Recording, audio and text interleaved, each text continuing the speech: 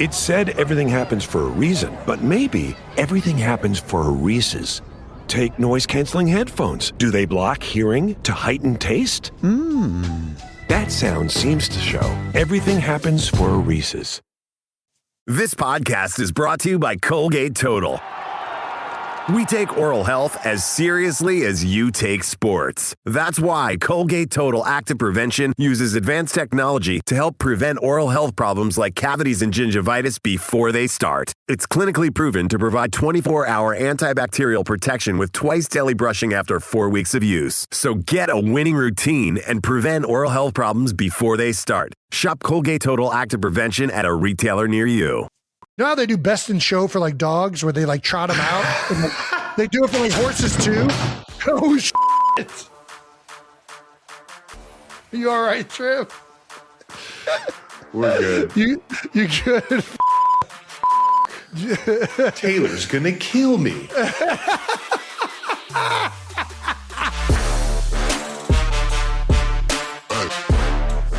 Welcome back to New Heights, ladies and gentlemen, boys and girls of all ages. This is a Wondery show, and it is brought to you by Intuit TurboTax. How about it? Don't forget to pay your taxes. We are your hosts. I'm Travis Kelsey. This is my brother Jason Kelsey out of Cleveland Heights, Ohio. University of Cincinnati alum. Shout out to those Bearcats. Subscribe on YouTube, Wondery Plus, wherever you get your podcasts, and make sure you follow the show on all social media at New Heights Show with 1S. We got a lot of fun clips throughout the week, and especially coming up to Super Bowl weekend. We're going to have some good shit. And Jason is going to tell you about all the wonderful shit that we have coming up on this episode specifically. That's right, 92%ers. We've got another great episode. It's Super Bowl week. We'll preview the big game, and we've got two incredible guests to help us do it. That's right. Cooper Kupp and Julian Edelman are on the show right now today, and we're going to let them kind of tell us what they think, as well as what's to come for Super Bowl 60. But before we get into that, let's get into some of that new news. New news is brought to you by Reese's Oreo Cups. And the newest news of new news is that the Eagles have finally hired an offensive coordinator, Sean Mannion. How about it? For those of you that are unaware, Sean Mannion's past and what he is I guess what his lineage is. He has been in the McVay tree pretty much his entire career. He was with the Rams briefly under Jeff Fisher, but for the most part, he has been with Sean McVay in the Rams. He's been with Kevin O'Connell in the Vikings, and he has, more importantly, only been coaching for 2 years under the Matt LaFleur tree in Green Bay. So he is very well versed in that specific coaching tree. What does that tell me? That system, that tells me the Eagles offense is going to look drastically different. That's a signal that the Eagles are going to try and move into where a lot of the NFL is going, which is a lot of the run, play action, motion offenses that are really spreading across the league because they've been very successful. Yeah. A lot of this stuff is rooted in the Mike Shanahan, Gary Kubiak lineages back in the 90s, Denver Broncos era, Terrell Davis, John Elway, and rooted in outside zone, boot. These offenses are doing more duo. Don't forget how well that tight end can thrive in these offenses with little Shannon Sharp, man. Oh, you're right. Uncle's a part of those Broncos years. This is a signal that the Eagles are going to change drastically, and probably change in a way that a lot of Eagles fans want them to do. There's been a lot of noise throughout the year about, stagnant offenses, limited route receiver, route trees, a lot of things that Monday morning quarterbacks have been showing clips of and getting Eagles fans fired up about. Eagles fans have been voicing their displeasure of what the offense looked like. This is a clear sign that is going to be drastically different next year. I'm excited to see what this looks like. Jalen's under center a lot more in this type of offense, and what that does for Saquon, what that does for Jalen in terms of run fakes and things like that. Obviously, he's always been a kind of in the gun kind of quarterback, but I think there's something about what this style of offense does to help a quarterback if he just dives in and accept it. Now, don't get me wrong, it's Jalen Hurts. They're going to do stuff out of the gun because that's where he's comfortable, and they're going to kind of mold this thing around him because he's the signal caller. But at the same time, I'm interested to see how they're going to be using these big offensive linemen in the outside zone and all the different variations of it. It's gonna be fun to see how it all kind of unfolds. Yeah, I think you bring up a good point about it molding around Jalen Hurts. I think it'll be interesting to see how much this offense for the Eagles next year does look like a lot of these other McVay, Shanahan tree coaches and what he did in Green Bay with LaFleur, versus what the Eagles have had success with Jalen Hurts and the skill set that he has. When they had Malik Willis playing this year, they did a lot more of gun runs and zone reads and things like that. Jordan Love will do that stuff as well. The one thing I really like about Sean Mannion is that he has familiarity a little bit in that stuff as well, especially as a quarterback coach. He understands, how do we utilize the strengths of the signal caller. You saw Jordan Love develop when he got to Green Bay and become a better player. So there's a lot of things that I like out of what appears to be Sean Mannion's, not just his past experiences and players he's coached, but also how those players have developed and gotten better. I also like that he's a fast riser, right? 2 years and all of a sudden he's an offensive coordinator. That tells me that there's a lot of other coaches that are speaking very highly of this guy, right? Yep. You don't get an opportunity like this without a lot of people vouching for you this early. I'm excited to see what this thing looks like. I really am. People in Philadelphia are getting what they asked for. They're going to get a completely different version of this highly skilled and highly powerful offense, as well as everyone's coming back healthy. So it's good. It's definitely going to be something that's that is going to be fun to watch. No doubt. There is still the question mark. I mean, the big thing everybody's talking about, he's never called plays, right? That's the big negative. And most of the really good play callers that are doing a great job currently in the NFL already have jobs, right? There was a guy available, Mike McDaniel. He took the LA job. Brian Daboll takes a Tennessee job. So, who else do you get that is you feel really confident in? They decided to go with the guy who's up and coming and has a lot of interesting backgrounds and ways to kind of shift and mold the offense into something new. And we're just going to have to wait and see how he is as a play caller. I hear you. And don't get me wrong. Having Andy Reid as my play caller my entire life, I have been the most fortunate of having a really seasoned play caller that knows when to dial these things up. But at the end of the day, there's going to be, there's going to be those big time situational plays where, you're really leaning on the coach to put you in a good spot. But at the majority, I think, of the time in the NFL, you're going out there, you're having to make something work.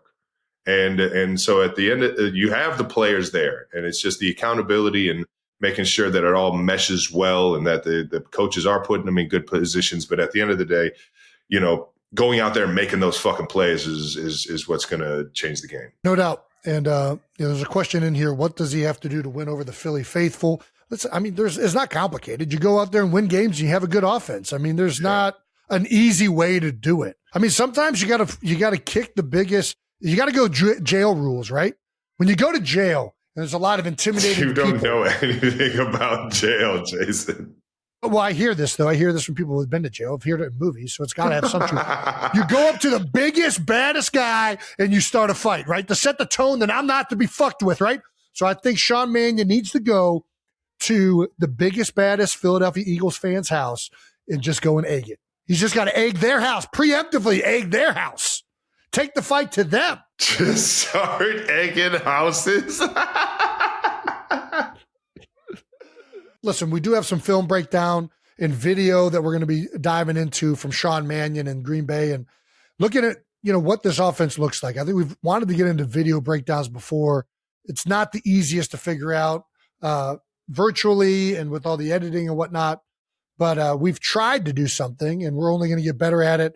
Yeah, so we're going to be doing some film breakdown of why we like the hire, why we don't, what we think it'll incorporate into the Philadelphia Eagles offense, as well as just watching ball. I love watching, talking ball, and Green Bay was doing some really cool, interesting things. So, keep a lookout on the YouTube channel for when that comes out. And, we also have a special guest at the end of the episode today. You guys are not going to want to miss this. Who was not the biggest fan of Kevin Patullo, as you guys might remember. We got Sam Salvo, the young man who went virtual for saying that Kevin Patullo should be flipping burgers and A.J. Brown needs to start packing his bags at the end of the episode. He's a young star in the making, and we're going to have him on to talk about this new hire in Sean Mannion. Can't fucking wait.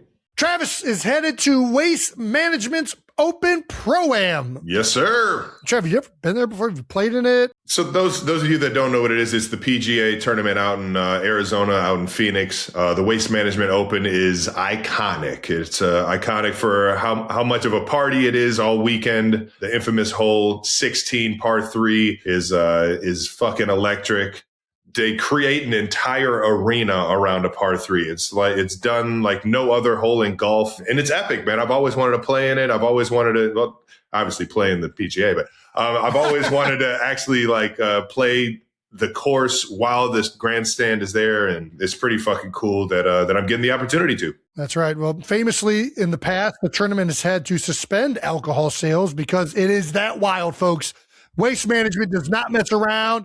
Trav, are you ready for this? Who are you paired with? I don't know if I'm allowed to say, or if I even know exactly who it is that I'm paired with. Whoever I'm playing with, they're a fucking PGA golfer. You know what I mean? So, anytime I'm around, pros in different sports, I always get pumped to I don't know, kind of pick their brain and be a part of their world. So this would be fucking pretty damn cool, especially at a tournament like Waste Management. That par 3, what's the distance on that sucker? Do you know? Last year it was anywhere from 150 to 180. Okay.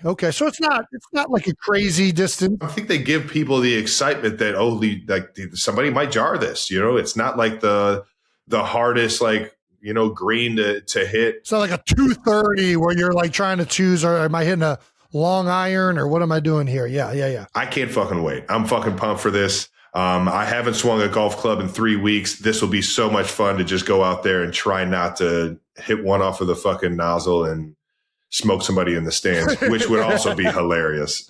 I'm either going for that or going to jar one, baby. Kill one or hole in one. Got it. All right. ESPN is airing the Philly special this Friday, February 6th. 8:30 for 30 is coming out on the Philly special. That's right. What? Are you in it? I am. Yes, I'm in it. Nick Foles is in. And everybody that touched the ball in the Philly special, as well as Doug Peterson, who made the call. Dougie P. Listen, it's really all-encompassing of that Super Bowl run, but the emphasis is definitely on that play in particular and that moment for Philadelphia. So it was a blast to be a part of. All of us got together, me, Corey, Trey Burton, Nick Foles, and Doug Peterson in Philadelphia to reminisce about the play and talk about what led to that moment. So that was a lot of fun, and I can't wait to see what the final product looks like, man. I think dude, I can't wait either. Man, it was just so wild. 4th and 1 in the Super Bowl. Biggest game of your life, 30 seconds left in the half. Oh, I can't fucking wait. God, doggone, man. Talk about crazy weather in the United States right now. That fucking week in Minnesota. Holy shit. It was a balmy 12? I don't remember. I just remember leaving the stadium and it was cold as fuck. And it was a blizzard the whole time. Literally, I remember this is kind of when Uber started and Lyft and all these car services really started to become a thing. And I'm over here trying to get them everywhere. And they're like, bro, I can't even get to you. The roads are so bad. The traffic is all backed up because there's really nowhere for everybody to go because everyone's driving so slow. It was like you had to get an Uber an hour and a half in advance. And it was man, it was insane, but it made it that much more fun to kind of be in that bubble downtown with everyone. Cause everyone was just you know what? I'm not going out to the Mall of America because I can't fucking get there. I'm going to go ahead and just hit the bars and hit these restaurants around downtown and meet up with friends. And man, it made it for such a fucking unique Super Bowl, man. It was so cool to, see my brother win his first Super Bowl, but also, be amongst the madness that was that Minnesota downtown that year. It was wild. It sure was. I was just thankful for all the skywalks, not having to go outside. Dude, the skywalks, how about they got that shit figured out in Minnesota, man. If they were going to make a doc about any other game or play from your career, what do you think they'd make a doc about, Trev? Me? The Chiefs? Yeah, or something in your career. I think it would probably be the 3-jet wasp, the play in the Super Bowl to Tyreek where we're down 2 scores and we need a huge play, or down 3 scores and need a huge play down to our last, or what felt like our last dollar. And Tyreek came up fucking big with Coach Bieniemy calling the right play and Pat kind of throwing it out there as famous words. We got wasp. What about wasp? And man, Absolutely electric. So I'd say that's probably our Philly special in that regard. And that's the only one that really comes to mind. All right. Last bit of new news. Not sure you guys know this, but we do have a website, kelseyclubhouse.com. If you're throwing a Super Bowl party, we got you covered. Check out the sale for all of your party essentials. That's right. Tablecloths, heat thermometer. Definitely got to know if that meat is done cooking. Oh, yeah. Ooh, a little jungle juice dispenser. Yeah. Disposable Can't forget cups, your football balloons. Got to make it festive. Don't forget that charcoal, baby.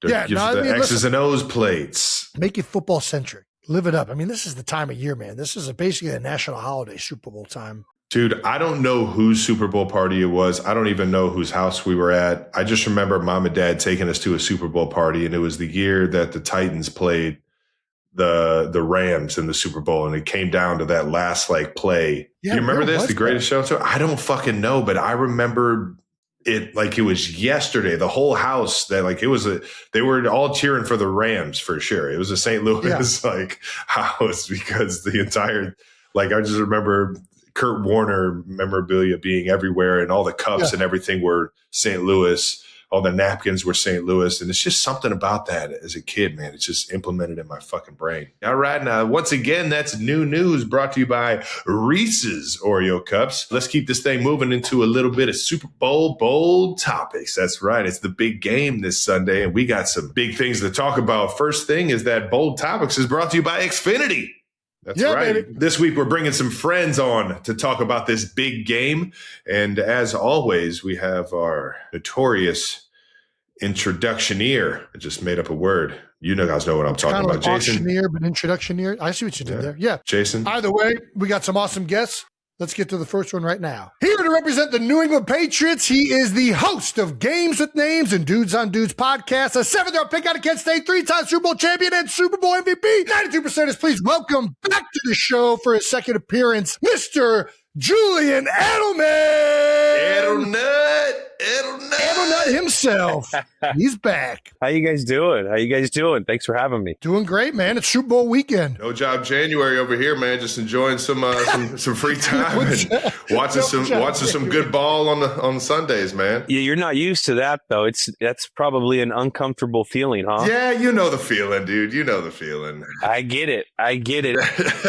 When you go to, you both have been to a bunch of Super Bowls and a lot of them in a short amount of time. Like your body clock is messed up that first time you're not in it. Right. You're like, what's going on? Like I'm growing a beard. I'm 5 years out. It just feels right. I'm like, what the hell are we doing? Why am I doing this still? Don't change it. It's stupid. It's 80 degrees. You're not in Boston anymore, Jules. You don't need that. I know. All right. Well, should we get right into the Pats? What do you think? Let's do it, dude. How you feeling? What's your confidence level for the Super Bowl for the Patriots? Well, I'm excited. I'm super excited. And I am very confident with the Patriots going into this game. Yeah. There's been a lot of talk about the easy road, the schedule, young football team going against a juggernaut. And a lot of these narratives are things that this organization has dealt with before. So, I'm very interested to see the coaches of the Patriots and what they game plan going into this thing. They've got a lot of experience in this. Vrabes, he's never coached in one, but he's got Josh McDaniels, who's coached in 10. Yeah. He's been a former head coach. Vrabes has played in this thing. So I just think there's a lot of value in that experience of the routine of the Super Bowl, because you guys know more than anyone right now, this game is a different game. Completely different. And the little things that the coaches prepare you for, or at least me, I saw come to fruition in the game. So I think I'm excited with their opportunity. Yeah, man. Oh, yeah. Dude, so there's something we wanted to ask you. It is a young team. There's a lot of guys that haven't played in it. You mentioned Vrabes, your organization, have a ton of experience in this game. Right. You yourself, obviously, ton of experience playing in this game in this week. What piece of advice would you give the guys that are playing in it for the first time? The Drake Mays and the young players? What would you tell them? My advice would be is keep the routine the same. Maybe if you want, do a little couple extras. Like I'd always catch another like 500 balls after practice, or, something that wouldn't tax my body, but fundamentally get me confident, and keep the routine the same. You guys are here for a reason. It's because of how you prepared all year going into a game. It always worked, and it continued to work. So you don't have to do too much. And then one last thing I would tell them, be prepared for a marathon, not a sprint. This game is it's longer. Yep. Be prepared for, spurts of rhythm throughout the game and take advantage of that. Yeah. But know that this is a long game, and the team that wins is the team that makes the least amount of mistakes, not the team that makes the most plays. Right. If you watch, it's the team that makes the least amount of mistakes, left tackle, jumping off sides, a receiver not breaking hot on a hot route and it's an interception, the quarterback not getting the right protection, things that we're not going to see, that you need to check the box every, play when we're evaluating our plays after the game.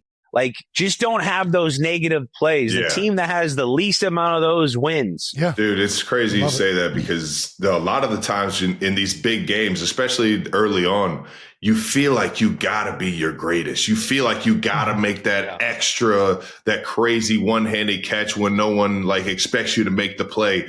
But it's really just those little things that, you're getting that cutoff block on the backside. So if that thing, peels back to you, so you can get 6 yards. Exactly. Just so you can get a few yards and get downhill. Now you're not playing behind the sticks and things like that. It's such a easy concept to talk about, but when you're in it, man, you want to be your best, and you want to be the fucking one that catapults the guys to the next game or to the win. And it's man, if you just go out there and focus on doing those little things, the jobs, those big plays, when the instincts are when you're in it and those big plays need to be made, you'll make them by just being you. You don't got to be an extra version of yourself. So I'm so with you on that, man. Absolutely. And then and it sounds easy.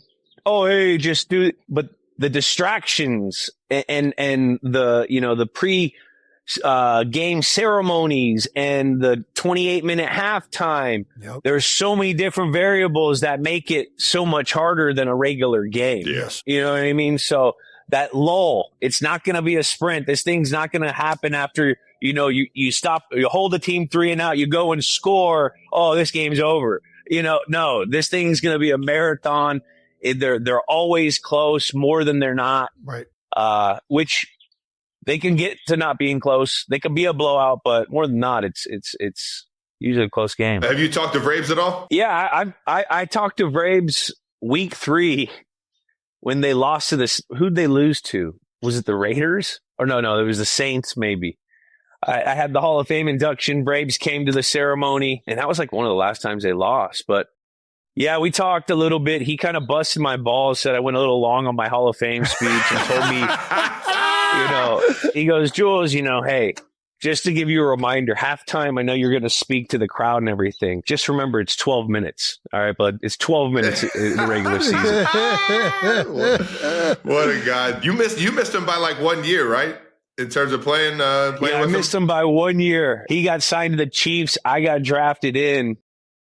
But we used to go to the Kentucky Derby together, and we had so much crossover that I feel like I played with them, and the stories about Vrabes lived on past Vrabes. Oh, I'm sure. Just in the locker room. I can only imagine, dude. If you got a good one, please share, man. He's a Northeast Ohio guy, so watching Vrabes at Ohio State and then obviously at the Patriots is fucking. I feel like he's a part of my family for some reason. It was always hey, Vrabes would have killed you for getting on this taping table as a rookie before this guy, little things like that. And then you always heard, coach would reference, other coaches would reference, Vrabel would have ate that up on scout team, or this guy was one of the smartest football players that we've ever seen.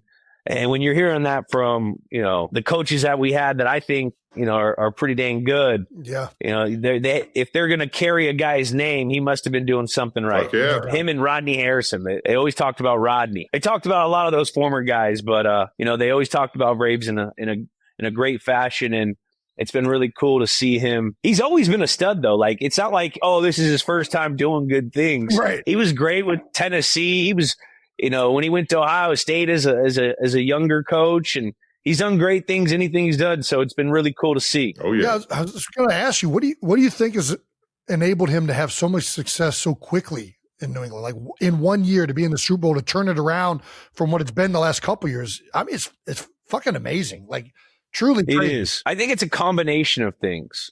I think RKK, Mr. Kraft, making the right call, getting the right people in the building at the right time. I think it's the relationship between Elliott Wolf, Stretch, Vrabel, whoever's getting the players in. They've hit on a lot of their free agents. Milt Williams been lights out. Spillane's been lights out. Diggs in the offensive side's brought a new attitude to that receiver room. And then they have 11 rookies that they've drafted on the team. So, they've been hitting on guys they've brought in, guys they've drafted, and Drake May having Josh McDaniels this year, I think, has been huge.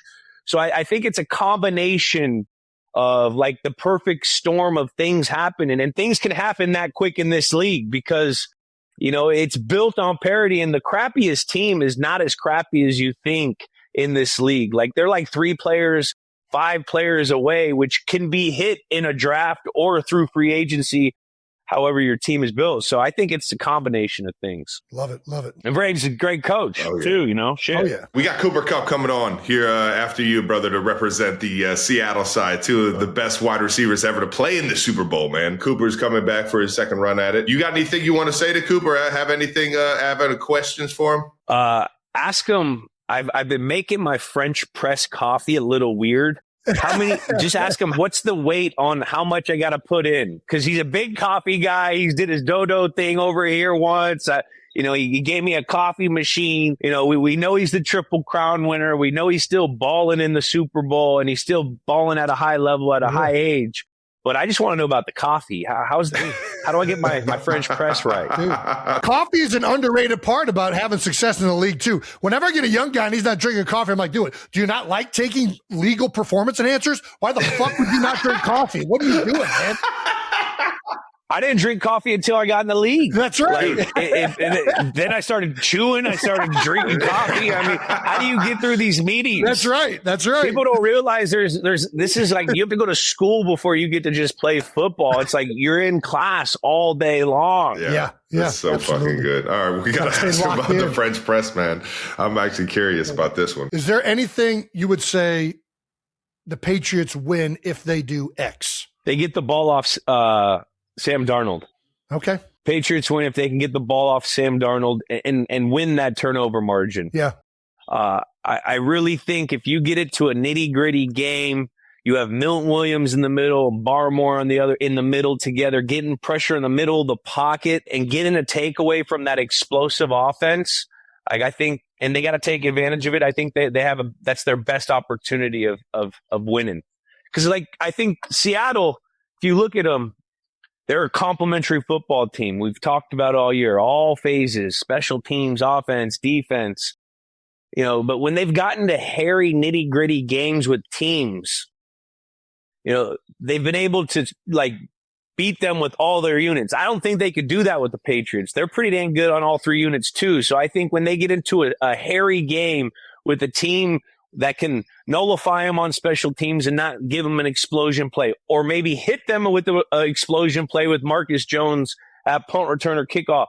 I think those are the types of teams that they struggle with, because then it presses on to Darnold to making a play. They got to get more in the drop back. They can't play on schedule with their run game always. Yeah. So getting the ball off Sam, getting that pressure in the middle of the pocket, I think it'll give them their best chance to win. That makes sense, man. I love it. Makes all the sense in the world. Interior pressure. If you look at all the Super Bowl teams that have won over the last few years, I mean, you look at dominant D tackles and controlling the middle of that freaking line of scrimmage, and it disrupts the run game, and then it pressures the quarterback. Everybody wants to talk about edge pressure. There's something about that interior pressure. And Milton Williams and Barmer are freaking balling right now, both of them. Well, especially as a pocket passer. Sam, he's athletic. But he likes to do everything behind that center at 8-7 yards, wherever that spot is for him. Yeah. And he likes to deliver the ball off that play action. They do a great job moving it, but Sam Seen he don't like that middle pressure. If you watch, whenever he struggled, it's because of that pressure right in his face, because it's hard to dissect that defense. Absolutely. Gets him a little bit off schedule, gets him off target, and then all of a sudden he'll still throw it up there. All right. Let's hit it with this last thing, dude. We got to know your welcome to the Super Bowl moment. Out of all the Super Bowls you went to, man, what was the one moment that hit you that you can remember that was just like, man, I'm in it, man? I really think there's two for me. From my first one, we lost against the New York Giants in 2011, and that was still early. That was still kind of almost pre-phone, still getting into the phone age. And the phone age. That first kickoff, when you used to run in these Super Bowls, all you would see is just flashes. Yes. And I was an R2. And you'd run, and I just remember seeing all the flashes on kickoff. Oh, and I remember seeing those flashes. Dude, that's cinematic, dude. That's crazy. Yeah, it's super. I remember that, and the national anthem. When the national anthem's going, you see who's singing it. There's whatever celebrities there. So that, you start to feel the environment of how big this is. Yes. I think those two things were like my welcome to the Super Bowl moment. By the time we got there in 14 again, and then 16, then I kind of had a feel for it. But that first time, it's like, holy smokes. Yeah. Dude, what are we doing here, Batman? Dude, pre-phone and pre-kickoff change. Like the kickoff when it was the fucking kickoff. You know what I mean? We're rolling. Dude, we're fucking charged. More daddy. I'm going to go bust a wedge. That's right. That's fucking And the moment you said national anthem, I started getting goosebumps, because that is, and still, even like when I'm at a regular game, every time I hear the national anthem, that kind of is like, for some reason, a very visceral moment for me. And I don't think it's just about the national anthem. It's something about like that. It's about to happen. Like that's always the trigger in our heads for timing. Yes. And at the Super Bowl, it just is at another level every single time. That's one of my favorite moments, when they're videotaping everybody and you see guys just like so emotional, like just like caged dogs ready to get out there. And man, puts you right back into it for sure. It really does, man. The national anthem, anytime you watch it, like especially in the big games, you got the jets flying over, you got the military there, the fans are going, you know what I mean? Yeah. And you got, someone's crying. That's that, because that, like you said, it's calm before the storm. It's about to go down. Yes. And it's been like that since we were kids. Yeah. Oh yeah. Right after the national anthem, we're going and we're playing ball. Yes. Let's Headbutting freaking everybody. go. Fucking fire up, man. Go. Well, I'm fired up for the Super Bowl, baby. I can't wait. Pats, Seahawks, we appreciate you hopping on, Jules. You're the man, brother. No problem, guys. Thanks for having me. Thank you to Julian Edelman. Edelman did not disappoint. Jules is the man, dude. But we do have one more guest. We've heard from the Patriots side in contingency. Now it's time to go to Seattle. We have the other white out. Oh, man. We have the one and only Cooper Kupp. All right. Thank you to our presenting sponsor, Intuit TurboTax. Hey, you guys know what time of year it is. It's tax season. That's right. It's April 15th deadline coming up, and it'll be here before you know it. But this year brings a new major upgrade. That's right. TurboTax now has in-person locations nationwide. How about that? That's right. Walk into a modern TurboTax location near you and meet face-to-face with a real tax expert to drop off your documents and ask questions. Or don't. Just drop them off and let them take care of it. There you go.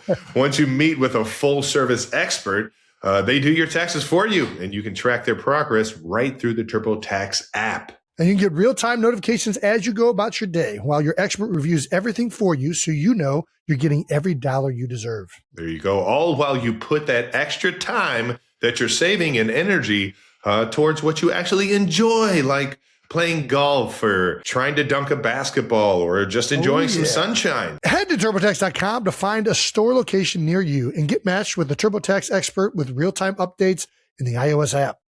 Thank you to our sponsor, Reese's Oreo Cups. Reese's Cups with Oreo cookie crumbs included. You know how to get the Kelsey boys fired up. Oh, it's the biggest news, not just in candy, but in all of snacking. That's right. It's the news we've been waiting for forever. The Reese's Oreo Cup is one of those drop everything announcements. That's right. One of those remember where you were when they heard it announcements. Yeah. Do you remember where you were when you heard that they were coming out with Reese's Oreo Cups, Travis? Well, I can certainly tell you where I was headed when I found out the closest place that had Reese's Oreo Cups. That's where I was going. Reese's Oreo Cup. If you didn't know, now you do. Drop what you're doing and go get them immediately. That's right. Available wherever candy is sold. You will not be disappointed. Thank you to our partner, Adobe Acrobat. We've shown you over the last few weeks some of the incredible new features Acrobat has to offer, but what about non-football content? That's right. We've had so many amazing guests this season, and in order to have meaningful conversations, a lot of research goes into every interview prep. How about it? Brandon, why don't you take your final victory lap showing the 92%ers here how PDF spaces can be used for interview prep. Okay, let's see. Let's see how this happens. All right. Thank you. Final victory lap here. The last thing I want to talk to you guys about with PDF Spaces is that it really helps take the stress out of interview prep by organizing the team's research and providing trustworthy citations and sources. Always double check what you're reading on the internet. It's actually way more helpful to use this than it is to just start with a blank page. Like when we had Matt Damon on, we could easily source articles on his personal life, on his professional career, and even get hints and like read all the rumors about what he's got coming up. Additionally, you can chat with the AI assistant to get audience insights and even suggestions on like what you should ask somebody you're going to have on your podcast. It basically tells you what the internet wants you to ask somebody, and then you just do your best to ask the right questions. Basically, PDF Spaces makes being an intern a whole lot easier. Back to you, fellas. That's right. PDF Spaces is the smartest way to prep for and enjoy authentic conversations. Learn more at adobe.com/do that with Acrobat.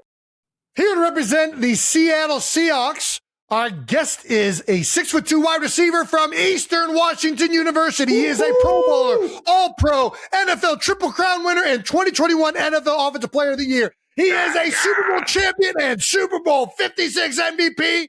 92%ers, please welcome Cooper Kupp. You know, that's awesome. The most proud I am is that you rounded up from 6'1" to 6'2". That was the best part of the whole thing right there. I'll take that. Do it. I'm the same way. I'm 6'3". All the stats, all the things. Like, yeah, let's go. 6'2", I'll take it.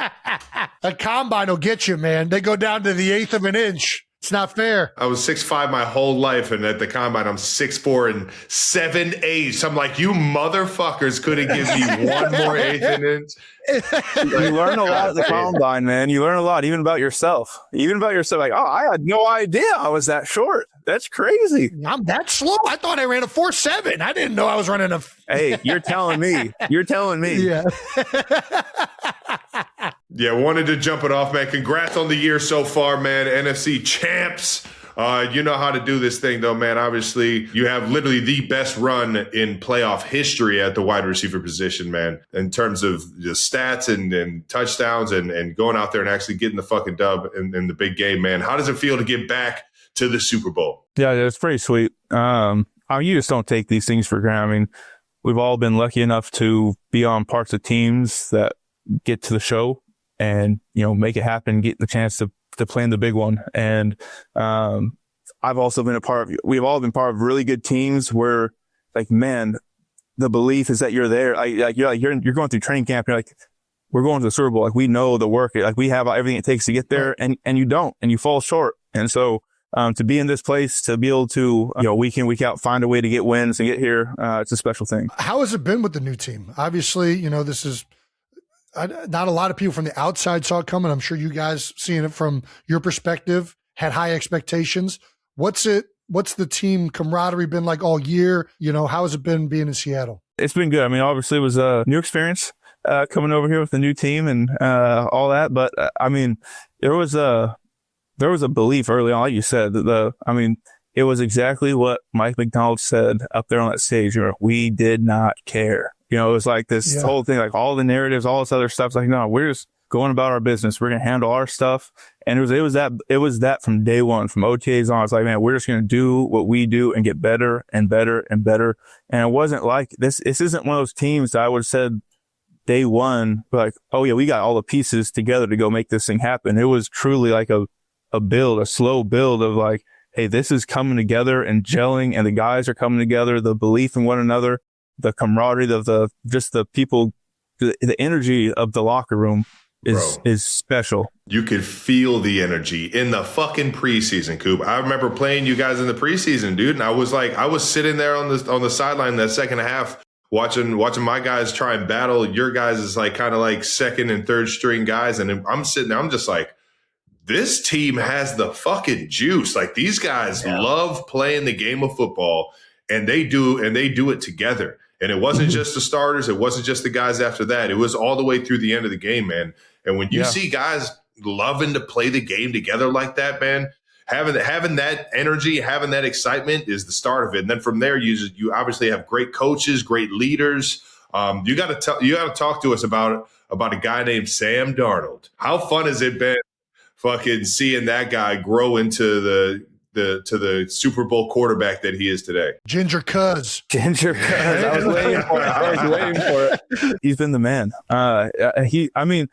Honestly, quarterbacks in general, they are on the highest pedestal of, like, you do not have a whole lot of time to prove yourself before you get counted out. And for Sam Darnold to do what he did, going through this time with the Jets, with Carolina, all the scarring that happens, that's like, man, everything that's put on you that's saying you aren't this anymore. Like, you're not that guy. For him to push through all those things, to go to San Francisco, to learn his stuff there, to be able to like take in all the Shanahan, like, man, this is, I can do this system. I believe in this, how this is done, how quarterbacks are asked to play this game, to go and do it for KOC in Minnesota, and then to come over here and just ball out like this. I mean, it's just incredible. It's not talked about enough how special and how difficult that is for quarterbacks to do. It is not an easy thing. And he's kind of, he's gone against, common belief about quarterbacks and how it works, so it's just special. I could not agree more, man. And like, listen, I keep getting asked like, who are you rooting for in the game? And like, I don't really have a horse in the race. Like, I like storylines on both sides, but it's hard to not want this to happen for Sam. It really is. Cause I think anybody that's been in the league and struggled through it yourself and had to persevere through ups and downs, like, it is very difficult, especially once that narrative throughout the league has already been set. It's hard to get that next opportunity. Exactly. And for him to be able to do this multiple times, have to reaffirm himself, and to have the year he's had on a special team right now, like, it's hard not to root for the Ginger Cuz, man. What's the better Ginger Cuz? What's the better nickname, Ginger Cuz or Buddy? Oh, come on now. Maybe he feels a different way about it, but don't call me Buddy. Don't call me Buddy. Don't call you Buddy? I got a little ginger in the beer. If they were calling me Ginger Cuz, I'm like, I'll take Ginger Cuz. Don't call me Buddy. Call me Ginger Cuz. I'm checking out. So yeah, I'm at a gas station getting something. You call me Ginger Cuz, that's fine. I'm good. Don't call me Buddy. Don't call me Buddy. I'm pretty sure we had our guy Matt Stafford on here talking about how you're attending early QB meetings. You still in the QB room? I'm still in the QB room. They can't get me out of there, man. It's my room now. Took over. I love it, man. Let me ask you this, and I think I already know the answer, but just for like people watching, why do you attend the QB meetings? What does a receiver get out of going to the QB meetings? Yeah, well, I mean, for me, it's the QB perspective. Like, I want to hear. I want to be watching the film with the quarterback when he's taking his notes, when he's kind of diagnosing, okay, these are the things that I'm seeing. These are the things that even like give me concern, that maybe the coach, it's not from the coach's, it's from the quarterback's perspective. This is concerning to me. And maybe he's like, has a thought about how he would want to attack, or what answer he wants that to be. I get to be in there, and I get to be at the genesis of it all. But then the other part of it is to be in the meetings themselves, because now, like, in the receiver room, they're not going to touch on the progression of a quarterback. You know what I mean? Like, they're not saying, hey, this is 1 high, 2 high this way. It's like, no, we're running a bench route. You know what I mean? And so I want to know on the backside, if I'm running a China route on the backside, well, how much time do I have? Am I first in the progression? Am I fourth in the progression? That really changes how I'm going to run my route and when I can be ready, when the quarterback expects me to be ready for the ball.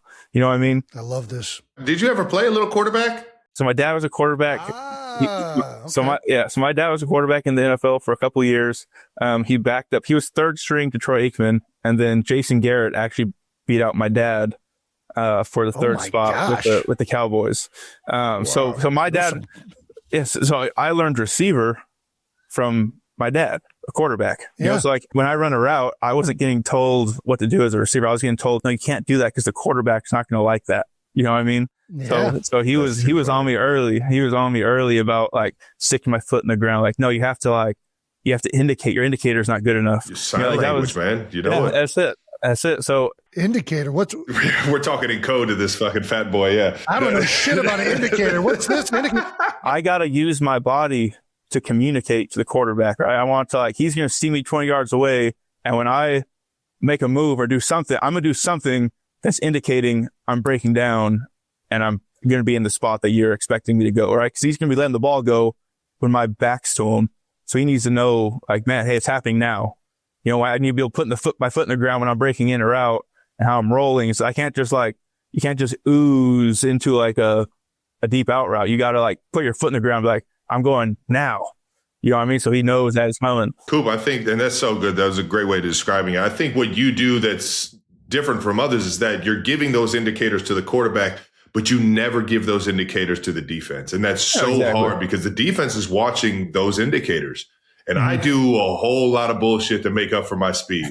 I'm doing skips and things with my shoulders and things, I'm doing all this shit just to get this much separation, where you actually have the speed and you have the shoulder lean and you give none of those indicators, as well as when you want to really get open on a double move and things like that. But you're giving the defense no indicators that you're going to be going one way or the other. And that keeps the timing of these routes so true. And it's why you've always been mirrored up with your quarterback so well, man. Yeah, I appreciate it. Yeah. Try to do it as I ran a 4.6, right? So I got to do the hop and skip and I got to do the little jack. Now I got to do a little bit of this speed. You know what I mean? You got it all. You got it all in the bag. But I'm a lot of those deeper routes. You don't have all that ability to really get into that kind of stuff. So that's what I was. You don't have the time. Exactly. I get it. Well, just gonna ask. Listen, you were in the Rams for a very long time with one head coach. What's it been like having a new head coach and Mike McDonald? Right? Is it been different being offense versus defense? How's that been for you? Offensively, if you don't have a great day, it's okay because the coach is going to be so pumped at how good a practice went. Right now. You know what I mean? That's interesting. You know how it goes. It's like, oh, hey, the defense had a great day today. It doesn't matter what the offense did. Hey, bring it up, boys. This is a great day. Whatever before, it didn't matter. It didn't matter what the energy was in practice. If the offense wasn't on it, it was a terrible day. Getting crushed, getting absolutely crushed. So that's nice being on the other end of that side of things. But honestly, those two guys, Sean and Mike, both on two separate ends in terms of the offense and the defense, but they are doing it at the highest level of those two sides. Yeah. And so it's cool to see it. And I like to sit in there with Mike, and I used to sit in with Sean and be able to talk through stuff and be able to talk the 500, 600 level football stuff. And now I sit in there and I used to I could talk. I'm like, yeah, I can live at this place and communicate. And then you start talking to Mike and you're like, oh, I don't know what I'm talking about.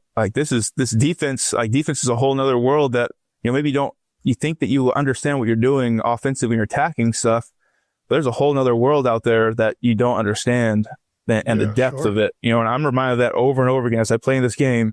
The depth of detail that there is in the NFL it's an ocean. It just keeps going, man. Yeah, and it's different the way it is in different systems. Cover 3 is just such a generic term for a way that everybody thinks about what that is, right? And how it's taught versus different formations and clusters and what teams do specifically in their progressions and how it changes week to week. No doubt. Yeah. You obviously played with Matthew Stafford for a long time. now with Sam Darnold. What are the difference between those two guys in particular? You know, one's got red hair, one's got gray hair. It's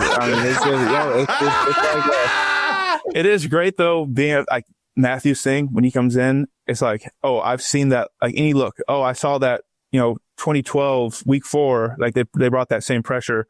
It's like, okay, you're ridiculous, dude. Like, yeah, that's crazy. Like, you know what I mean? Like you can't compete with the experience that he has, because it's not just the experience. It's not just time. It's like, it's memory. It's like he has all that stored in this database. He's like an AI center, and it's like it's sick, built into his brain, and he's just like pulling these things. Like, dude, I can't keep up with you. You're just rolling. And for Sam is so processed. It's like, man, he's seen a lot. He's been in a lot of different situations, and he carries that stuff with him well. But a lot of it is his process and his preparing through the week. It's like, man, it's just he's so on. Hey, I'm in here until 7 o'clock. At 7 o'clock, I'm moving on to my next thing, and I'm on it. He's just boom, like a robot on his stuff. Awesome, so, when he gets to the game on Sunday, it's like, man, he's just gone through this. He's so prepared for that moment to step out there and play. Or he's almost over. It's like, you don't have to poop at 7 every morning. You know what I mean? Like you can do other things. Just wants to be ready for it, man. He wants to be ready. I love it, man. Well, I'm sure it was pretty weird lining up against your former teammate former teammates and former team. But you were in quotes saying it was cool that we had to go through the Rams. The script writers did a good job with that one. I'm glad you're a believer in the script writers as well. They were definitely writing the script for me and Jason to go to the Super Bowl when we started this New Heights podcast. So. Yeah, you remember the meetings. Yeah, it's good. Exactly. That was crazy, wasn't it? I mean, and like I said, I've touched on this before, but there's so many guys in the playing that game. No one wants to make it about themselves and what it's my story, but in my world, that was a crazy story. For it to play out how it did, that was wild. Were you in those defensive meetings, letting them know about all of McVay's tricks up their sleeve? And I've always wondered when a guy goes to the other team. It's hard. I mean, you can't I know a lot of the stuff that they do. I don't know if it's changed, but I can sit there and be like, okay, yeah, looks like, I know that signal. I know what this, maybe some of these hurry up offense, what they're doing. But how do you, as a coach, tell the defense oh, hey, don't listen to what my call is. I need you to listen to what they're doing. And then, exactly. you know what I mean? And they know and McVay knew you were over there, and that could be a possibility. So they're changing signals, and all of a sudden, you can get caught in a tough position. I just had to ask. Exactly. Yeah, no, it just doesn't. I just don't know that it really works. It's a little, I think there's little things, little pieces hey, this little indicator maybe of something. That's it's a broad thing. Hey, this might indicate, these kinds of plays are coming. Versus being oh, this is the exact play that's coming. To put that in the back of somebody's mind with everything else that you got to deal with on the football field, I feel like it's almost like a crutch to be able to have somebody thinking that much about all of it. So I'm right there with you. Yeah. How has the Kupp chant been with the 12th man instead of the Rams fans this year? Is it feel weird, or is it? How do you feel about it? It's been pretty solid. I'll tell you what. It's been pretty solid. Lumen's crazy. Playing in Lumen, it gets rowdy. And I've been on the other side of it. It's really similar though. It used to be I used to run onto the field, for part early on, and you get the boos. Now I run on, I just get the coops. Does it feel that different? I've kind of been here. I've kind of been here before.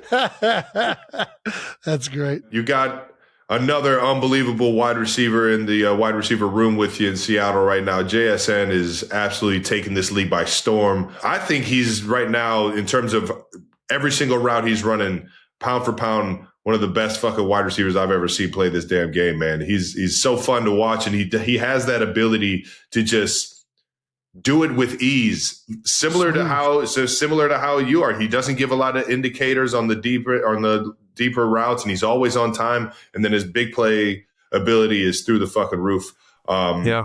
Did you coach him up at all? Did you give him experience? How was it when you got in the wide receiver room over there? Yeah, it was good. You know, I basically have built Jackson myself. I knew it was going there. I knew it. No, he was so good when I got here. Like watching him go through OTAs, it's like, dude, this dude's special, you know. And I don't think, like, you never know going into a season, you know, statistically what the production is going to be like. What are we going to be like as an offense? You know, that dictates a lot of it as well. But he's just over and over again made the plays. Like when the opportunities come, we don't throw the ball. Like we're not super high up on the list in terms of how often we're throwing the ball. But when we do, and when the opportunity comes his way, he's making the play. You know what I mean? For sure. And I think to do that, you got to be consistently getting open, like consistently open. You see, don't know when that time's going to be when the ball is coming your way. And so he's just been special in that way. And like you said, no indicators. Like he's so smooth. He plays at one level the entire time. You know, he can run a 15-yard outbreaking speed cut route and never change. It's like the same level the entire time. He just kind of Porsche turns to the sideline and plays negative coming out of his breaks. And it's really special seeing him do his thing. Dude, it's so smooth. Like the effortlessness of it, and like, yeah, it's fun to watch him just run. He's similar to, I mean, you played with Devontae Smith. Devontae's, I was about to say, they're very similar in the way they move. Super smooth runner, but you know, Jax is built a little more like dang near like a running back when you see him. A little bit stockier, got some girth to him. You got a little more girthiness to him. He seems like a great dude, man, and I love the combo you guys had. But I got to ask you about my guy AJ Barner in the tight end room, man. Oh, Northeast Ohio ball player, baby. Northeast Ohio ball player. I got a chance to say what's up to him at tight end U, man. And outside of like the on-field stuff and him really like being a big part of this offense in the run game and pass game, man, his energy. His swagger as a young cat in the league, man, I fucking love it, man, and I'm so happy for that dude. But you got to tell me, you got any good AJ stories? I got some great AJ stories. I don't know that I just got. The problem is choosing one that he wouldn't be upset about me sharing. There you go. Well, what was your first impression? When your first impression coming in, I'm sure you knew him to an extent because he was playing in Seattle, but. My first impression of him, I was like, wow, this is like a young Tyler Higbee. Dude, Higgs is another guy. Dude, fucking love Higgs, man. Higgs is one of my all-time favorite human beings, teammates. Higbee's the man. He's the man. I stood next to him in the huddle for 8 years, like one of my favorite dudes. And I'm like, this dude runs routes, he blocks, he does all the stuff, right? He does all the stuff. As you get to know him more, like he's got a very unique energy about him. And how, I mean, he's the dude that's like barking in the team meetings, you know, he's got something to say every time. Something to say. And, you know, 90% of the time it's awesome. 10% of the time you just kind of let it kind of just, you know, go over your head. It's like, okay, yeah. You're doing it for you, yeah. Oh, Barnyard. That's a banger right there, man. I can't wait to see him in the Super Bowl, man. I know he's going to be turned. We had Julian Edelman on already, all right? He had one question for you, all right? Okay. He's having some problems with his French press. He doesn't know the right ratio. This guy's what do we got for him? What do we got for him? He's hopeless. I tried. I've already tried with him. I've already tried with him. I walked him through it. The first time he showed me, he was making coffee. He's dang near drinking his coffee with just grounds he's chewing his coffee basically. He's got that Turkish coffee that's got the grounds in it, right? He's exactly.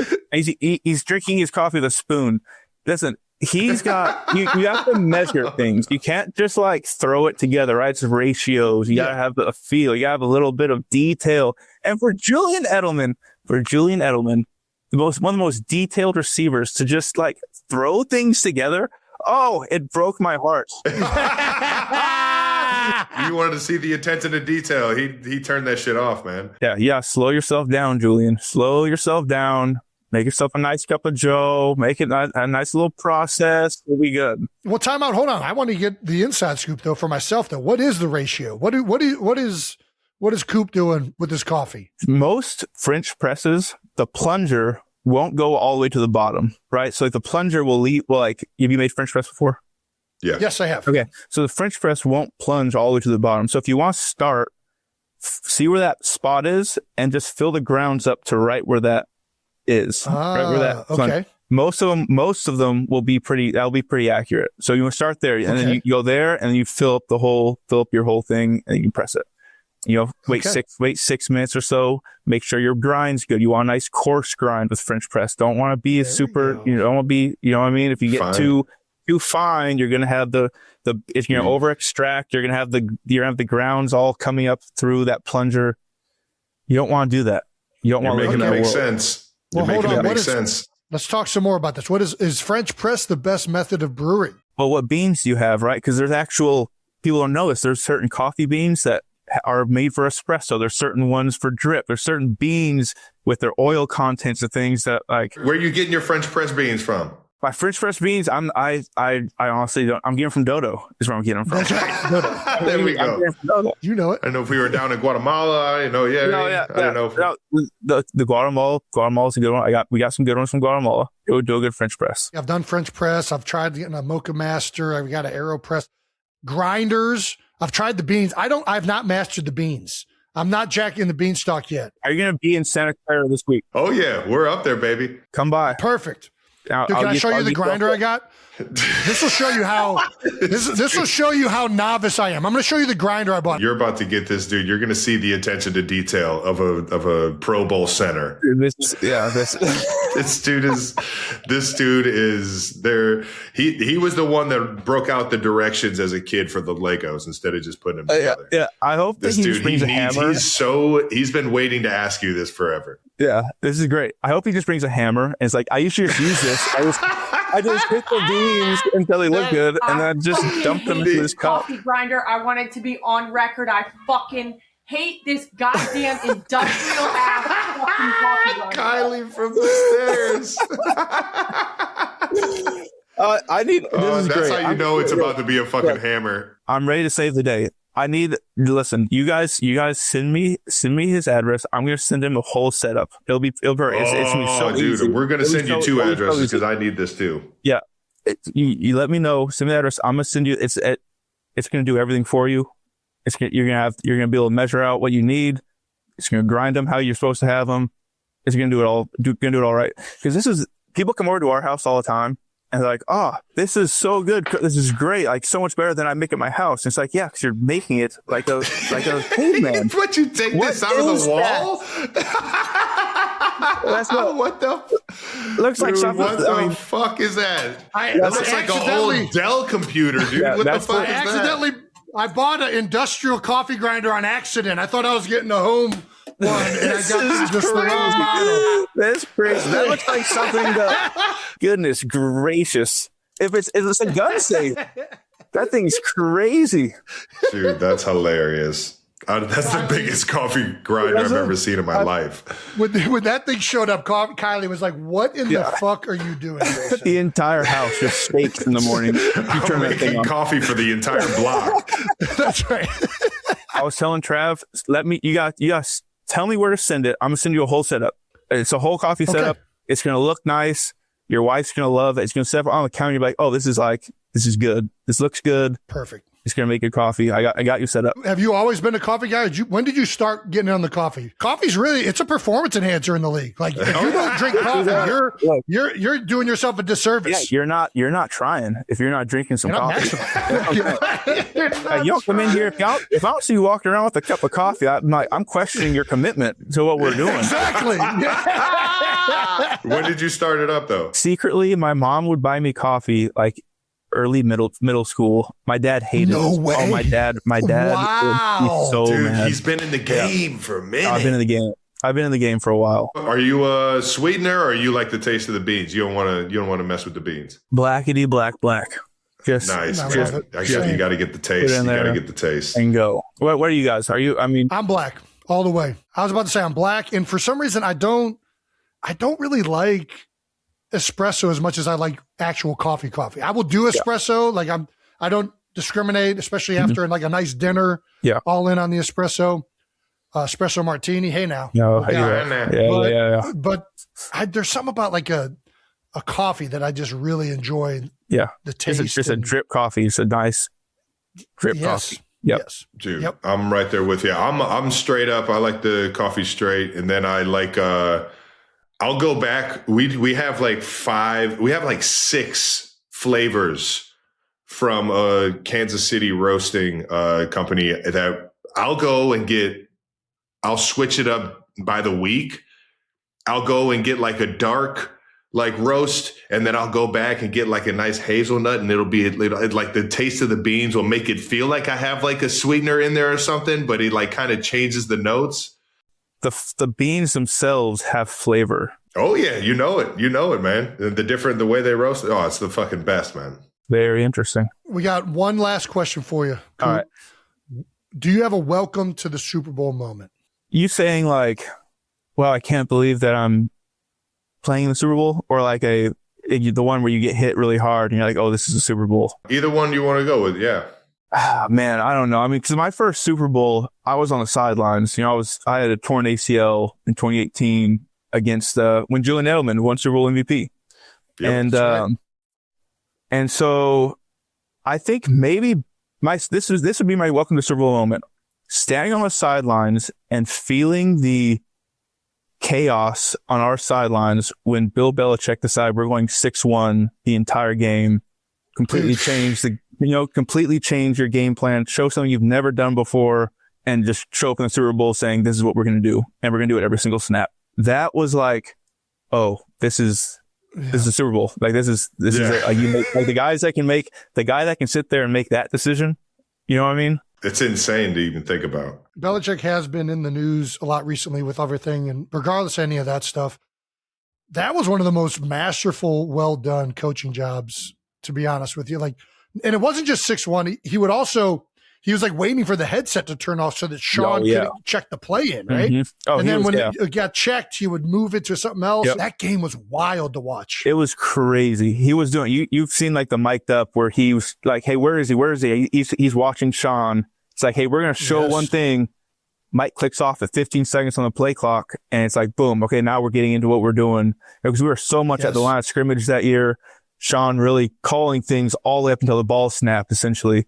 You know, and that was insane. But I mean, for Bill to come out and do that, for his plan being, I'm just going to watch Sean, and we're going to wait until he calls it, and I'm going to change it. And we're just going to do this thing. Like, we're putting 6 guys up on the ball. We're going to knock out the mid-zone run game. Third down, they still did the Bill Belichick. You know, they had their Stephon Gilmore on Brandon Cooks. They doubled Robert Woods. Like, they still did the same thing that they always do. But that was a baller move by old William Belichick. William Belichick. Slick Willie. I lied. I got one more question. What do you think? What does Seattle need to do to win this game, brother? What are the keys to victory for you guys? You think? We've said this over and over again, and it's cliche. It's cliche. You know what am I going to say? Don't turn the ball over. Run the ball. Like, what do you got? But I do think it comes down to us. It's like, hey, be us. Be the people that we've been all the way through this thing. It's been our process, and it's been like, it's kind of a joke now, I guess. But you know, Mike gets up there and for a team meeting, and he wants to have some words for us, and you want to be like, man, bring some like juice or something. It's like, no.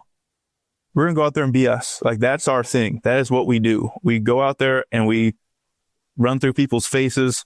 We're going to run the ball.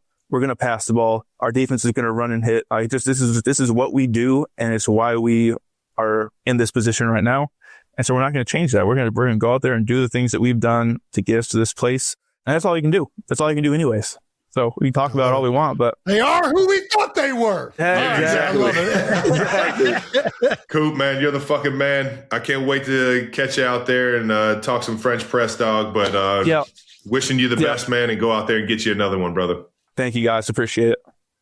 Thank you to our partner, Xfinity. The Olympic Winter Games are almost here, and Team USA's ready to bring it. We're pumped. And while Xfinity can't guarantee a clean sweep for Team USA, they can guarantee your internet price stays locked in for 5 years straight until the next Winter Olympics, through the next Winter Olympics. How about that? That's the Xfinity 5-year price guarantee. One price for 5 years. guaranteed. Through the next Winter Olympics and beyond. No contracts, no commitments, just reliable Wi-Fi at the same price while everything else keeps going up. A lot of things are going to change in 5 years. Who knows what's next, right? But Xfinity members, they'll still be paying that same internet price. Go get it now at Xfinity.com/Team USA. Xfinity, imagine that. Proud partner of Team USA. Restrictions apply. Select plans only.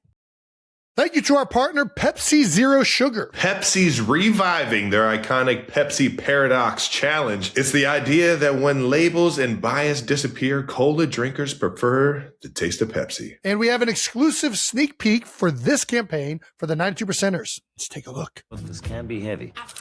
Whoa! That just happened with me. I see what they're doing here.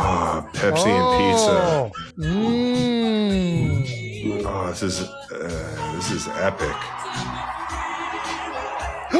Oh my God. Wow, this is good. This is very good. This is classic right here. Who doesn't love a good Pepsi and pizza too, man? That was a subtle, but it made me want one right then and there with the slice of pizza. Well, if you want to see this commercial along with a ton of other great commercials, as the Super Bowl always does have, tune into the big game this weekend to see the full commercial go out and try Pepsi Zero Sugar today. I can't wait. You deserve taste. You deserve Pepsi.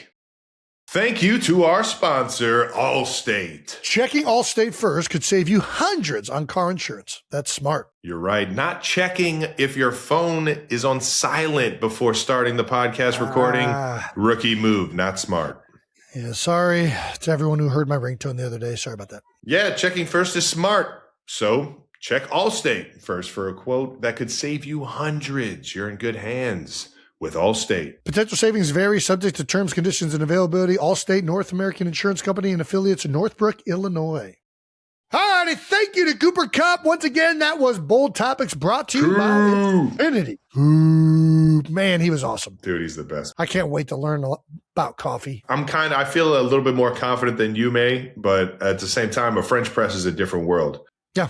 Let's wrap up this episode with some Stamps of the Week. How about that, Trav? Hey, nah. Stamp of the Week is brought to you by Adobe Acrobat. Oh, man. Who doesn't like a nice organized app for everything you need documented? All right. Who we got here? Stamp of the Week, Stamp of the Week, Stamp of the Week. What is this? Punch? Somebody punched their hair off? You didn't check out this clip? Watch this one. This guy was wearing the toupee. Uppercut so vicious it knocks his hair off. Oh, no. Oh, no. Oh, no. What do you ask for? How did he ask for that? You just go into the barbershop and ask them if they got any toupees? I don't know where you get the toupee from or how it's adhered down or if the barbershop, I don't know a lot of those details. Oh, this second picture is crazy. I think he won the fight though. Did he win? Yeah, I think they later threw it into the crowd and I think he won the fight. I mean, he was a good sport about it. He definitely was not too nervous or shy about it. He was living it up after that, kind of dancing around. Could you imagine catching that? Dude, no. I can't imagine getting a toupee either. But that shit's fucking hilarious. Make a nice coaster. Koozie. Yeah. Got some great nominees here. We have Philadelphia Phantoms. Kai and I went to the Unrivaled game in Philadelphia. And quick shout out to these guys. They broke a record for the most regular season pro women's basketball game attendance of all time. It was 21,409. It was packed to the rafters. This Unrivaled thing is awesome. They do a great job. The production quality was fantastic. A lot of people were geared up for women's basketball. It was a really cool event. What else do we got? Rochester Nighthawks goalie Rylan Hartley for stamping Vancouver Warriors defensive Steph Charbonneau. Let's take a look at this. Ooh, indoor lacrosse. Dude, I always think it's funny how big the goalies are in indoor lacrosse. They just got all this pads on.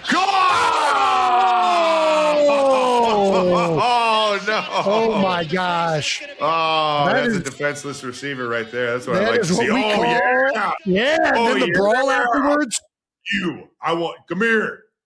I don't know what that guy's mad about. There's a fucking few brawls going on right here. What are they mad at the goal? I don't get why they're mad at the goalie. That was a great clean hit. That's all I saw. Are you allowed to do that in lacrosse? I mean, you're allowed to do it in lacrosse. Yeah, you can do some lacrosse. Oh, right to the he doesn't even hit him in the head. Dude, he didn't even hit him in the head. He hits him right in the chest. That's right in the chest. It's right in the chest.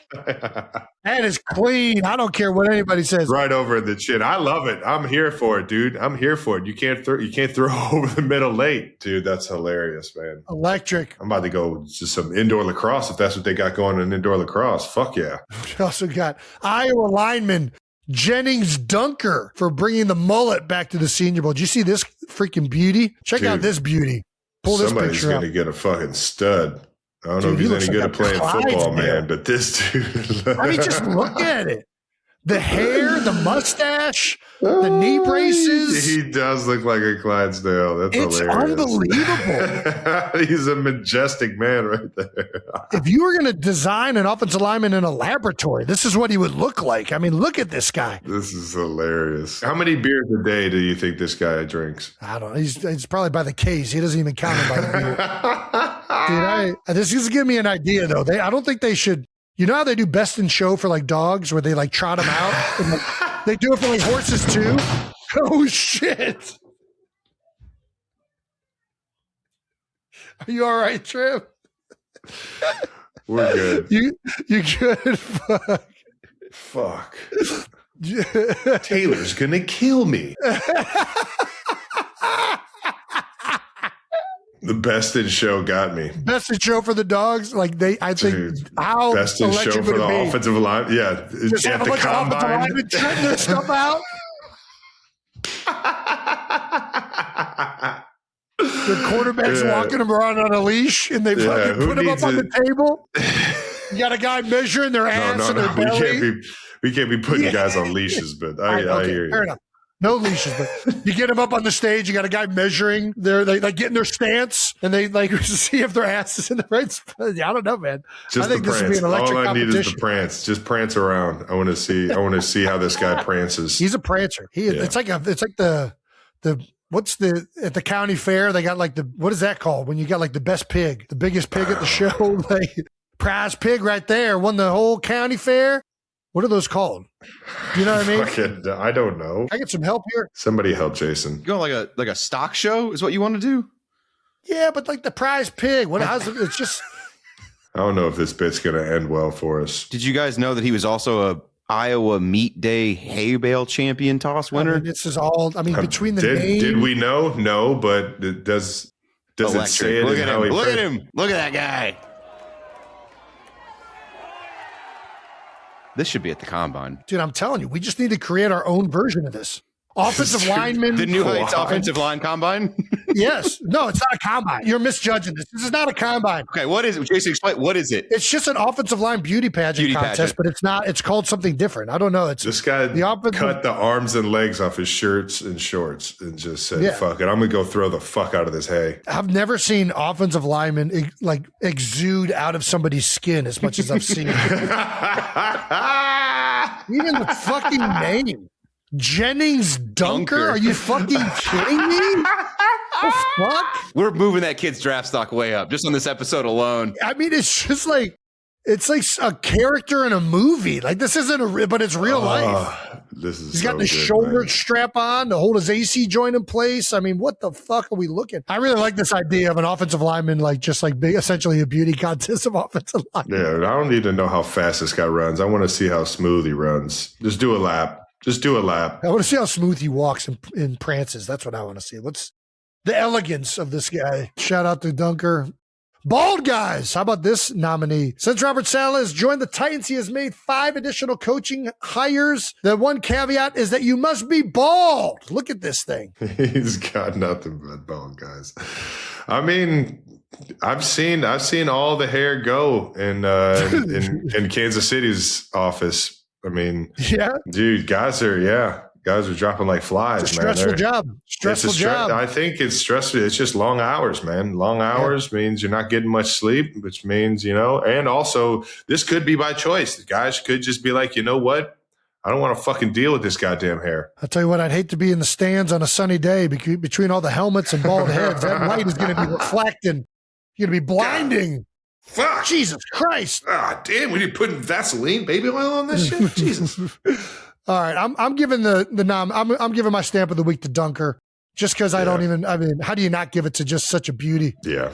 I'll give it to my guy that fucking lost his toupee, Gerald Miller, and still won the fight, baby. My boy Gerald. How do we know he won the fight? I feel like you're just randomly saying that. There's been nothing. He did win. He did win. He did win. Confirmed. And before we get out of Stamp of the Week, we have an honorable Stamp of the Week to give out. Ooh. We talked about this a little bit earlier. Jason, you want to do the honors? We love the kids here at New Heights. That's right. We're always thinking about how we could take this show to new heights. We decided to bring on somebody who had one of the greatest viral moments of all time after the Eagles were eliminated this year in the playoffs. 92%ers, please welcome Sam Salvo. Let's take a look at this clip. For those of you that aren't aware, this kid has a future in the making. He's going to be on ESPN one day. He's going to have his own show. Who even thinks of this stuff? Yes, this was a huge letdown. This was my Christmas present, and I got a loss. Oh, no. Yeah, probably. I'm feeling two of two things. A, I want A.J. Brown packing his bags, and I want him somewhere else that is not here. I love you, A.J., but, like, you can't make those drops in that game. And I also want Kevin Patullo flipping burgers at, like, the local McDonald's or something. I don't care. Why do you say that? Whenever he's an offensive coordinator, it's like he's flipping burgers. One side, he's cooking. One half, he's cooking. And the other half is completely raw. Dude, amazing comments from a child. Do kids in Philadelphia just come out sounding like GMs? Do they just? It's how they're born. It's how they're born. It's just it's something in like the water when they grow, when they're born, that as soon as they hit age like 8, they know how to talk like adults. Pack your bags is something they find out when they're like 3 years old. Like that's what you just tell Eagles players when they don't play their best. Yeah, mom's been listening to WIP Sports Take while the child's been in the womb the whole time. It's just catching the radio waves. So they just come out with hot takes and shitting on people. Yeah, no, it's ingrained in Philadelphia for sure. That kid reminds me of a gentleman named Patrick Bacon. Oh, dude, he's remarkably like maturely grown up in the way he's talking, which is what makes the whole thing. It's so funny. I want A.J. Brown packing his bags. I want two things. Let me tell you how I feel about the Birds right now. 2 things. Yeah. I'm just like, what? I got a feeling this kid's dad has been he's regurgitating a lot of things. He's been hearing frustrations from his dad on the drive into school every morning for the last 6 months. This fucking guy. Well, you're in luck, 92%ers, because we got Sam coming on the show. That's right. Sam Salvo. That is who the child is in that video. And we're going to get his take on the new Eagles offensive coordinator hire, Sean Mannion. We felt like, let's see what his opinion is on this. Yeah, let's see if he's flipping burgers too. Sam, welcome to the show. Hey, what's up? Flipping patties like the Eagles are flipping offensive coordinators, man. Jesus. He's got this spatula for a microphone. All right. Yeah. He's not holding back. Sam, I got to know. What were your impressions of your viral moment of your video? What did you think? And what did everybody tell you at school? Kids at school went crazy. Like kids I don't even know. Like they just came up for no fucking reason. I don't even know, man. Oh my gosh. All right. I got to know. Obviously, you weren't a big fan of Kevin Patullo. What do you think of the Sean Mannion hire? I hope that he can work with Jalen better than Patullo did, because I think that if he could work with Jordan Love and make him a top tier passer in the NFL, I think that maybe he could work with Jalen better than Patullo. Oh my gosh, I love this. And he's done his research, man. It's all right. What are we thinking about AJ? Are we still out on AJ? I mean, you were pretty upset after the game. Yeah, I was very upset. Sometimes a couple of weeks. What are we thinking about AJ Brown for next year? I'm not still 100% sure. I think that we could definitely build an offense around Schmitty, but I think that having someone that we can like sometimes rely on in some big situations to just throw to, I think that we should still have him on the team. I love that. He's a good player. I know he had a rough go. I know he's had some frustrations. Hopefully that can be fixed with some new plays and offensive. By the way, what do you want the Eagles to run this year? What formations and schemes? Yeah, let's hear it, dude. I want them to run. I want them to run it more to their strong side of their offensive line. Because really, it was this year. It was more like up the middle runs, and really with Kellen Moore, we didn't see that as much. And that's when Saquon had like one of the best years of all time, if not the best rushing year of all time.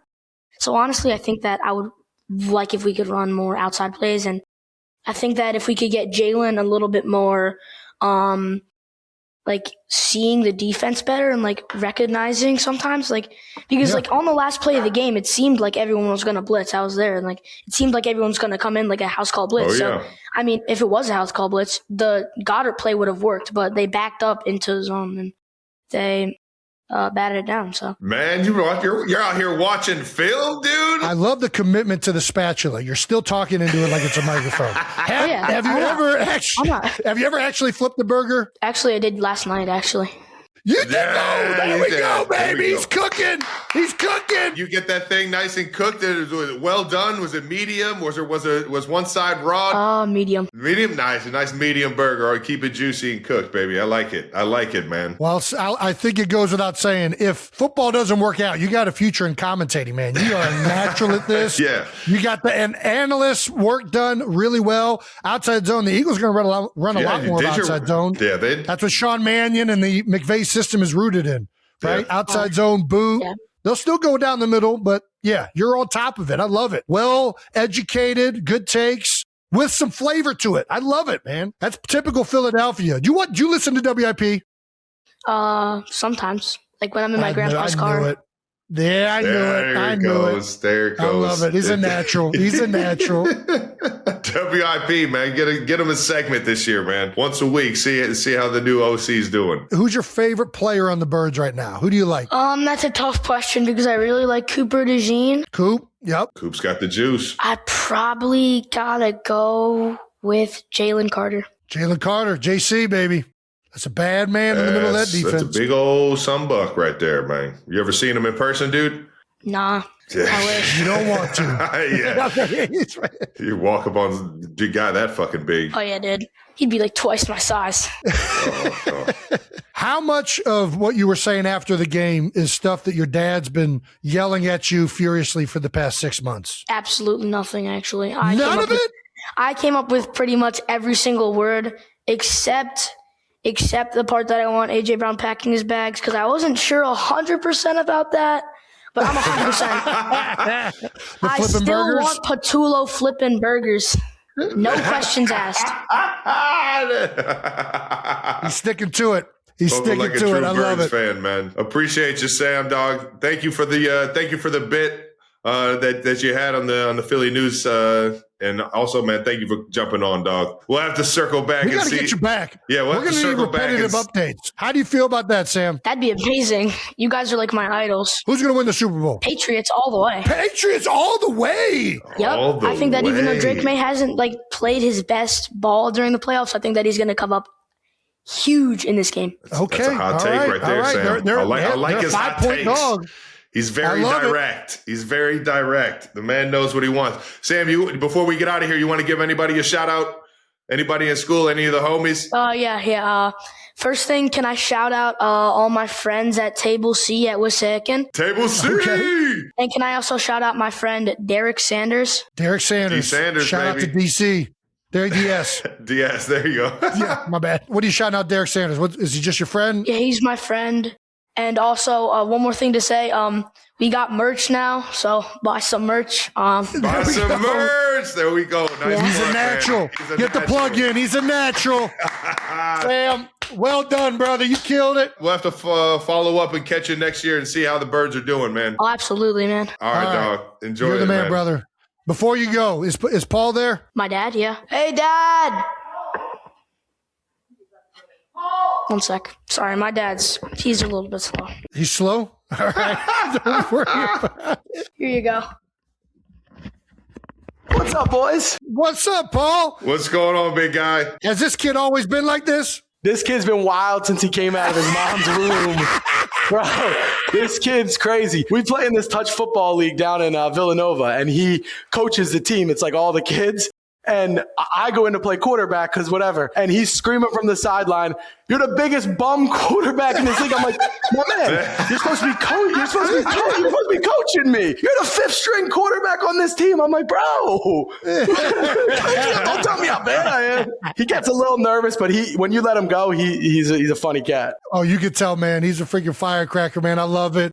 Well done. I'm sure that's a handful to deal with, but it's also a lot of fun, I'm sure. So way to go, Dad. That's awesome. Hell yeah. I appreciate it, boys. Yeah, it's fun. But you know what? Dad'll put him in a headlock and drop him to the ground in 3 seconds. You got to. I do not hesitate, boys. I really appreciate you guys having him on. And it was a blast for him. He's been looking forward to it. He looks up to you guys. I don't know why, but he does for some reason. I think Travis Scott Taylor, he's like, that's my guy. Jason, he's got a good beard, I guess. So. I love it, man. Well done, man. I appreciate it. Appreciate you, big guy. Appreciate you guys. Thank you so much. All right, that's Sam Salvo and his father, Paul. I still think that Sam's probably repeating a lot of those things that Paul's saying, but either way, that kid is something else, man. You can tell. Paul, you can tell where his personality put him in a from. headlock a few times. Yeah, exactly. Dude, that whole family. Electric. Absolutely. All righty. That wraps up Stamp of the Week, brought to you by Adobe Acrobat. Any more final thoughts before we close this thing out, Trav? Super Bowl 60. We're going to be out there. A lot of things happening this week. I think we've kind of already talked about it. Obviously, huge Vrabel fans.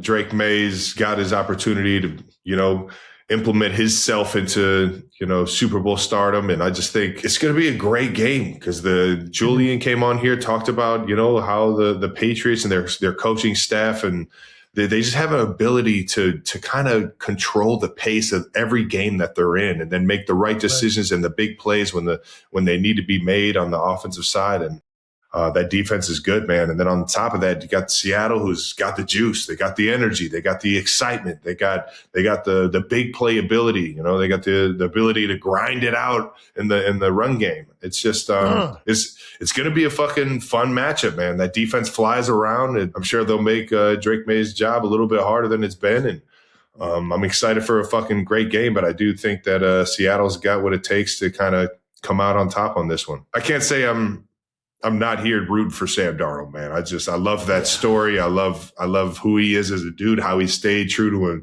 to the process and himself and his confidence. And right now he's playing better than he's played all career. Could not agree more, man. Well said. I'm pretty much right there with you on everything. I do got to say, I will be out there at the Pro Bowl. I guess this is coming out Wednesday.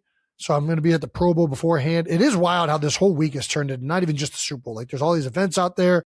It's like truly a week of almost like a convention for the NFL. Like the whole thing. Now. There's NFL honors, like all of it. So yeah, there's New Heights fucking barcade party. Come on down at New Heights, baby. Either way, enjoy the Super Bowl 92%ers. That wraps up this episode of New Heights. Thank you to our guests, Cooper Kupp, Julian Edelman, and of course, Sam Salvo, the young up-and-coming journalist. Make sure you subscribe to the New Heights channel on YouTube and follow the New Heights show on Wondery app or wherever you get your podcasts. You can listen to new episodes of New Heights ad-free right now by joining Wondery Plus on the Wondery app or on Apple Podcasts. Once again, New Heights, a Wondery show brought to you by Intuit TurboTax. Don't forget to do your taxes, ladies and gentlemen. Follow the show on all social media at New Heights Show with 1S, and thanks to all our 92%ers, this New Heights production team especially, and everybody go enjoy some Super Bowl Sunday. One of the best days of the year, man.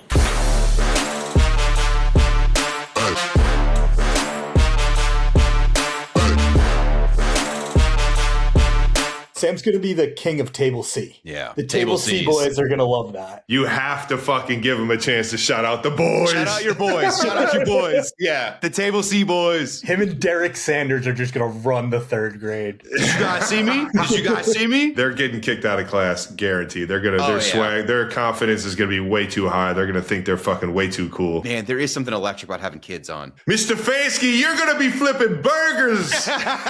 Do you know who you're talking to? I'm Travis Kelce's best friend. You fucking talking to me? I dig it, though. I dig the kids' vibe. I don't know what it is about them, man. I just like the confidence. To Sam's teachers, we apologize immensely. Yeah, no doubt. He's not walking in normal on Thursday. We're so sorry. We're sorry. But just put him straight to fucking in-school detention, actually. Don't even give him a chance to put him back in show up. Put him right nose against the wall. Speaking of kids, do you guys hear Benny just screaming right now? Is that audible? Yeah. Should I try and? It makes the TurboTax ad read better, I think.